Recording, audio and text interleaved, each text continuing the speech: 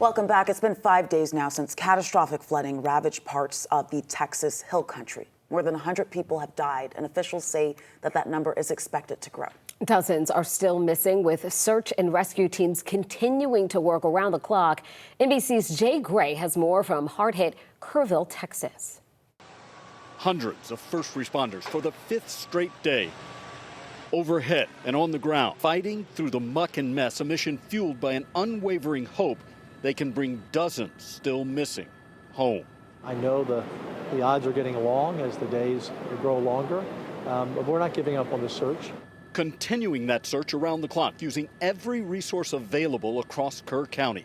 With hoist teams, 12 drone teams, 10 K9 units, 9 swiftwater boat crews, 15 airboats, 16 UTVs, and 169 four-wheel drive vehicles. There is a slow shift now to cleanup and recovery in some of the hardest hit communities, with shovels, wheelbarrows, hammers, and an unwavering determination.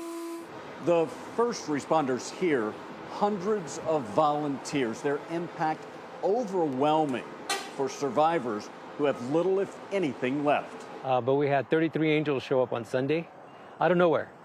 Gutting his flood-ravaged home, cutting away soaked sheetrock, clearing out the waterlogged remnants of his life before the storm. It's just,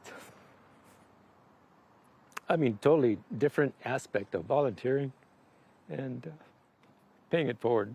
I don't know where people show up, just wanting to help. That's just amazing.